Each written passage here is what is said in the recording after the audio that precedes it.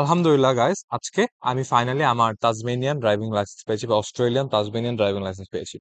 So আজকের ভিডিওতে আমি আপনাদেরকে বলবো যে ড্রাইভিং লাইসেন্স আমি কিভাবে পেয়েছি অ্যান্ড গাড়ি নিয়ে কথাবার্তা বলবো যে স্টুডেন্ট হিসেবে কেমন গাড়ি কিনা উচিত, গাড়ির দাম কেমন, blah blah blah. Right? So let's start off the video. Firstly um আমি আমার যেটা করছি, আমি আমার বাংলাদেশী লাইসেন্স নিয়ে আসছিলাম। এসে এটাকে কনভার্ট করেছি বেসিক্যালি, রাইট? তো বাংলাদেশী লাইসেন্সকে আমি এখানে অস্ট্রেলিয়ান লাইসেন্স বানিয়েছি। সো এটা করার জন্য কি করতে হয়েছে আমার? ফার্স্টলি এটা যদি আপনি ডিরেক্টলি কনভার্ট করতে চান, তাহলে আপনার বাংলাদেশী লাইসেন্স ৩ বছর পুরানো হতে হবে। আপনি যদি ৩ বছর পুরানো ড্রাইভিং লাইসেন্সকে কনভার্ট করেন, তাহলে আপনি ডিরেক্টলি অস্ট্রেলিয়ান লাইসেন্স পান। হাউএভার আপনার বাংলাদেশী লাইসেন্স যদি ৩ বছর কম পুরানো হয়ে থাকে, লেটস সে ১ বছর আগে পাইছেন আপনি, তাহলে আপনি কনভার্ট করলে আপনি ডিরেক্ট আপনি গ্রিন পি বা রেড পি পাবেন। তো গ্রিন পি বা রেড পি কি, এটা আমি বলতেছি আপনাকে একটু পরে। গ্রিন পি বা রেড পি লাইসেন্স পাবেন। আমার মনে হয় আপনি যদি বাংলাদেশি লাইসেন্স আনতে পারেন, that's the best thing you will do in your life. You will save a lot of your time and you will save a lot of your money. Right? So কেন বললাম? কারণ আপনি যদি ডিরেক্ট লাইসেন্স আপনি যদি Bangladeshi licence convert করেন, তাহলে আপনার সব মিলায় ১ থেকে ২ মাস লাগবে লাইসেন্স পাইতে। আর টাকা যদি খরচ হয় $২00-৩০০ যাবে।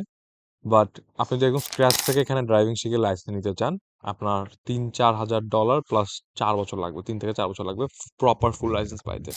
Right? So it's very very crucial যে আপনারা আপনাদের নিজেদের বাংলাদেশের লাইসেন্স আনেন। প্লাস গাড়ি চালানো মোটামুটি বাংলাদেশ থেকে শিখে আনেন। এমনি তো লাইসেন্স আনতে পারবে না। গাড়ি চালানো শিখেন মোটামুটি বাংলাদেশে। সো আমি কিভাবে লাইসেন্স কনভার্ট করেছি?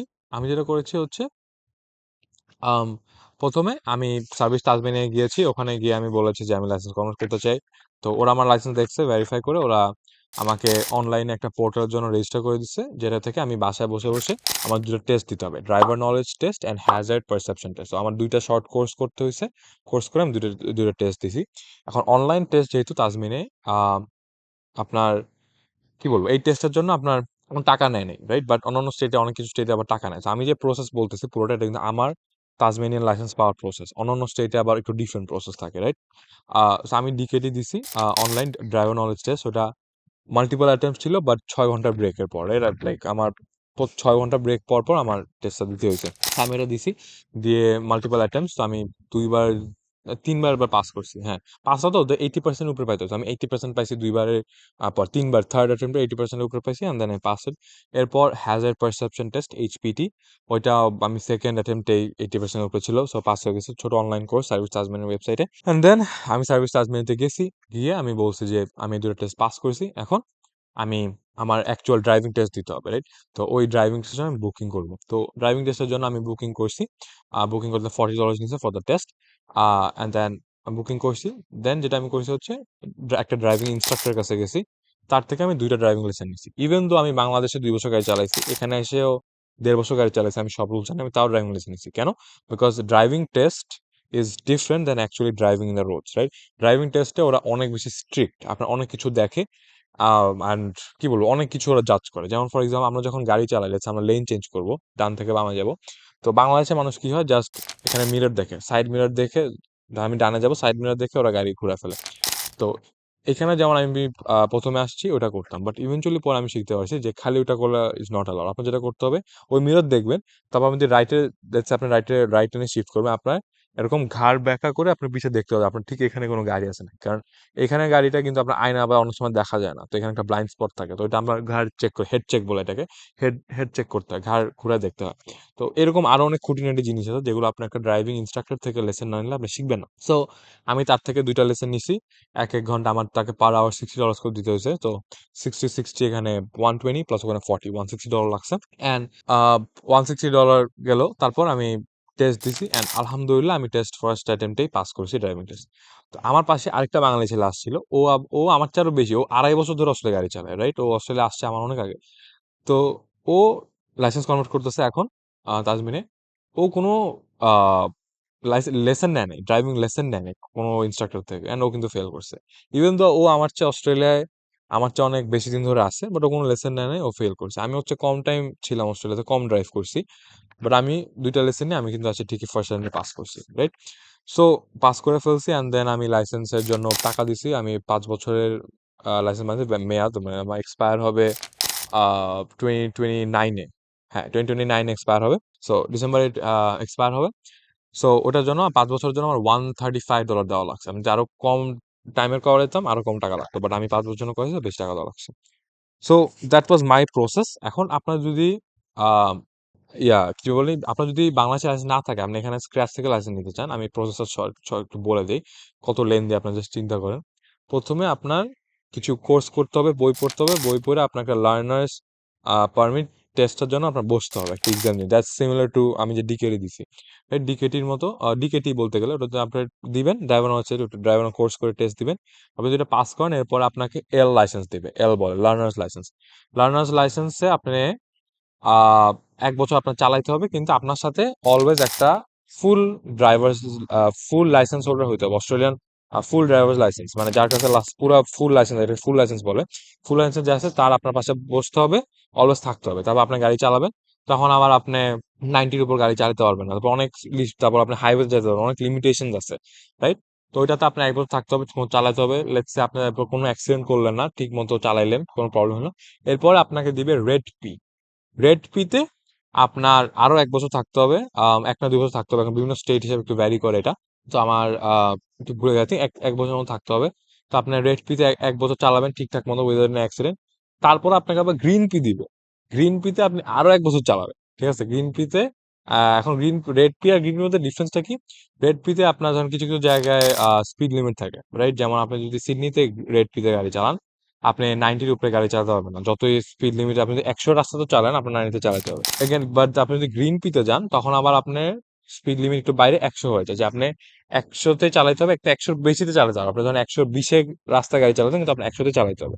আর যদি আপনি রেড পিতে গাড়ি চালাতেন, তাহলে 120-এর রাস্তা আপনার 90-তেই গাড়ি চালাতে হবে। তারপর আবার গ্রিন পিতে 1 বছর, 1 বছর পরে আপনি এরকম ফুল লাইসেন্সটা পাবেন। এখন এটাই আমি বলছি যে প্রসেসটা কত লেগে আপনি চিন্তা করেন, আপনার তিন তিন বছর লাগতেছে, 3 বছর প্লাস আপনার যে এল এর যে গাড়ি চালানো শিখবেন, ওটার জন্য কিন্তু আপনার অনেক ড্রাইভিং লেসন নিতে হবে। অ্যান্ড ড্রাইভিং লেসন এক একটার জন্য as I said minimum $60, minimum $60 for driving school. That's very very expensive, right? So আপনি যদি একটা স্মার্ট মানুষ হয়ে থাকেন, আপনি অবশ্যই বাংলাদেশ থেকে আপনার মোটামুটি গাড়ি চালানো শিখবেন, শিখে এসে এখানে বাংলাদেশে লাইসেন্স নিয়ে আসবেন, নিয়ে এসে তারপর এখানে কনভার্ট করবেন। এখন এই যে আমি আপনাকে কনভার্সন আর লাইসেন্সের রুলসগুলি বললাম, এগুলি মেইনলি তাজমেনিয়ার জন্য, স্টেটের জন্য। হাউএভার অন্যান্য জায়গা আপনি যদি সিডনি, মেলবোর্ন, ব্রিসবেন জায়গাটা হবে, ওখানে সিমিলার, রাইট? এই প্রসেসটা অনেকটাই সিমিলার, এক দুটা জিনিস ডিফারেন্ট। যেমন তাজমেনিয়া রেড পি বা গ্রিন পিতে আহ ওরকম আপনার ড্রাইভিং স্পিড লিমিট আছে, রেড পিতে 90 আর গ্রিন পিতে 100, বাট সিডনি যেমন আছে রেড পিতে 90, গ্রিন পিতে 100।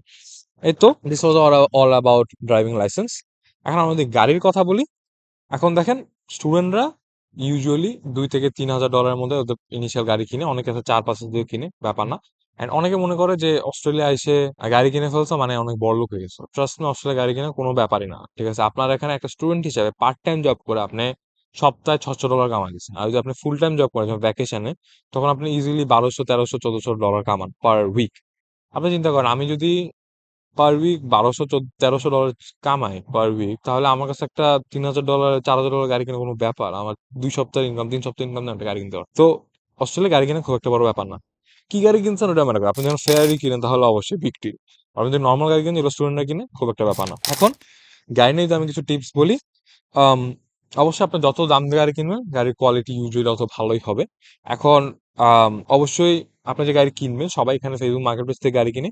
আর গাড়ি কেনার সময় you have to try your best to negotiate, right? কেউ যদি $5,000 গাড়ি লিস্টিং করা থাকে, তার মানে সেটাকে $3,000 ছাড়তে রাজি। কিন্তু যারা নতুন আছে তারা কিন্তু এটা জানে না, কারণ মার্কেট প্লেসে 5,000 বলছে মানে প্রথমে 5,000, কিন্তু আপনি যখন গিয়ে নেগোশিয়েট করবেন, তখন আপনাকে তারা কমায় প্রাইস দিয়ে দিবে। অ্যান্ড যেটা বললাম, গাড়ি কিনা খুব একটা বড় ব্যাপার না। ইউজুয়ালি আপনি যদি স্টুডেন্টরা কি গাড়ি কিনে আপনি বলেন, আপনি যদি 2 থেকে 3 হাজারের মধ্যে গাড়ি কিনেন, মানে অনেক গাড়ি পাবেন, অনেক ব্র্যান্ড আছে, অনেক গাড়ি আছে, এখন সবগুলো লিস্ট বলতে পারবো না। বাট আপনি যদি আমার সাজেশন নেন, আমি বলবো to always stick with Toyota. টয়োটার গাড়ি অনেক রিলায়েবল, প্লাস পার্টস অনেক ইজিলি অ্যাভেলেবল, রাইট? অ্যান্ড চেষ্টা করুন আপনার যে বাজেট, ওই বাজেটে সবচেয়ে লেটেস্ট গাড়ি কিনতে, রাইট? আপনার সেম বাজেটে যদি আপনার একটা 2001-এর গাড়ি পান আর 2005-এর গাড়ি পান, অবশ্যই go with the car with the 2005। Let's say assuming that ওই 2005-এর গাড়িতে কোনো মেজর প্রবলেম নাই। এখন 2005-এর গাড়ি যদি ইঞ্জিন পুরো ফাক থাকে, তাহলে তার আপনি আহ, মানে কি বলবো, যদি ইঞ্জিন পুরো মেসড আপ থাকে, তাহলে তো আপনি ওইটা করতে পারবেন না, মানে ওটা কিন্তু ডাজন্ট মেক সেন্স। বাট যদি কোনো লেটস সে 2001 এর গাড়ি 2005 এর গাড়ি আছে, 2005 এর গাড়ি খালি হেডলাইটটা একটু নষ্ট, তাহলে অবশ্যই গো উইথ 2005 কার, কারণ ওটা নিয়ে আপনি হেডলাইট ইজিলি ঠিক করতে পারবেন। 2005 এর গাড়ি যদি নেন, it has a higher chance of lasting you for longer time, and যদি কিছু নষ্ট হয় পার্টস আপনারা ইজিলি পাবেন। যত পুরান গাড়ি কিনবেন অত আপনার পার্টস পাওয়া ডিফিকাল্ট হবে। যেমন আমি আগে একটা 2000-এর একটা মাজদা চালাইতাম, মাজদা 626। আমার একবার হেডলাইট নষ্ট হয়ে গেছিল, বা হেডলাইট একটা গাড়ি একটা স্মল অ্যাক্সিডেন্ট, আমার হেডলাইট ভেঙে গেছিল, রাইট? ওই হেডলাইট খুলতে আমার জান বের হয়ে গেছে, আমার জান বের হয়ে গেছে। আর কোথাও, কারণ এত পুরান গাড়ি, চেষ্টা করবো একটু লেটেস্ট গাড়ি কিনা। আম, আর কি, অ্যান্ড আরেকটা জিনিস, গাড়ি কেনার আগে always try to make sure গাড়িটা একটা ভালো মেকানিক বা যে গাড়ি অনেক কিছু জানে তাকে দিয়ে ইন্সপেক্ট করাইতে। সে যদি ইন্সপেক্ট না করে তাহলে it becomes very very difficult, right? অবশ্যই ইট বিকামস ভেরি ডিফিকাল্ট কেন? বিকজ হাই চান্স এখানে মানুষজন আপনাকে, মানে কি বলবো, ধোকা দিবে সামথিং লাইক দ্যাট। বল না যে অনেকে আছে নষ্ট গাড়ি বেচে দেয়, নষ্ট গাড়ি বেচে দেয়, কিন্তু আপনি আবার সে কোনো জোরতালে দিতে চালানোর ব্যবস্থা করে, কিন্তু তারপর বেচে দেয়, রাইট? সো আপনাকে তারপর আপনি কিনছেন, আপনি দেখছেন পুরো গাড়ি নষ্ট। এরকম অনেক মানুষের সাথে হয়েছে, অনেক অনেক মানুষের সাথে হয়েছে, and এটা অনেক কমন, রাইট? তো you have to make sure যে গাড়ি কেনার আগে always get it inspected from someone who has a lot of idea about cars. এই তো, this was all for today's video. আপনার যদি ভিডিও পছন্দ থাকে then please do leave a like and subscribe my channel. Thank you so much.